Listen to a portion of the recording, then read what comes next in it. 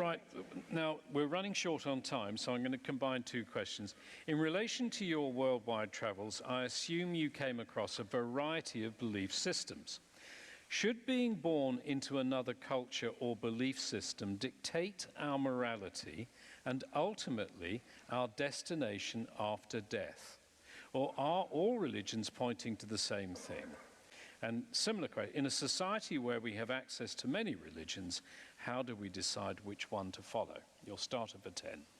The question is very important because it enables me to say something that relates to my first statement tonight. What impressed me with my parents was that they believed that every man and woman, whatever they believed, was of infinite value, made in the image of God. Now, it is a very common idea that religions are vastly different in the moralities they teach. That's simply not true. And if you do the investigation, and again, I was first put onto this by C.S. Lewis, but other writers have corroborated it. In a little book he wrote in 1940 called The Abolition of Man, at the back he lists, I don't know how many, 20, 30, 40 different religions and philosophies. And in every one of them, he finds a version of the golden rule.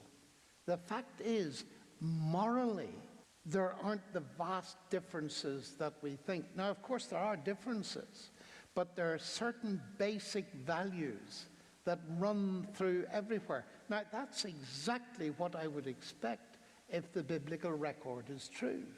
If every man and woman is made in the image of God as a moral being, we would expect all sorts of different worldviews to come up with essentially the same morality. And that is a very important thing. Now, the first part of that was, if you're brought up, just tell me exactly what that was. Should being born into another culture or belief system dictate our morality and ultimately our destination after death? Or are all religions pointing to the same thing? Well, there are two questions there at least. Dictation of morality sounds a little bit like determinism to me. And one of the things that was very important to me was to answer a variant of that question. Remember, I told you the story about being accused of being Irish. Of course you believe in God. Now, what was very important to me, which I didn't mention, was to experience firsthand that it's possible for a person to change their worldview. That was very important to me. And I entered into dialogue with a mathematical friend at Cambridge, and the dialogue went on for 2 years. And at the end of the 2 years, he became a convinced Christian. And that was for me the beginning of a whole trail of evidence showing that it is perfectly possible to change your worldview because you believe that another worldview parallels more closely truth. Now, I did a debate with Peter Singer, who's the world's most famous ethicist.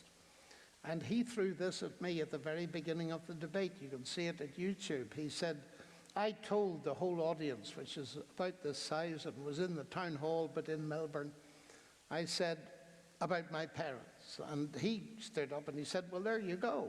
You know, you're a Christian because your parents were. This is my big objection to religion. Everybody stays in the religion in which they were born.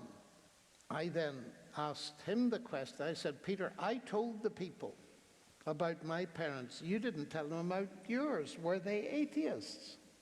He said, yes, they were. Oh, I said, so you stayed in the faith in which you were brought up. Oh, but he said it isn't a faith. And I said, Peter, I'm really sorry. I thought you believed it. Now, that is very revealing of the contemporary concept of faith, and I'm not going to go into that. But it showed that he didn't realize his atheism was a belief system, but that supreme irony came at the end when the first person who went up to greet him identified with his culture. And he was delighted to meet this person who came from his culture in Eastern Europe. And then this person said, but I have become a Christian.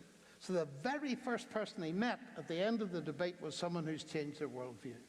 So I think it's a matter of, yes, we are profoundly influenced by our parents, and that isn't all bad. Of course it isn't.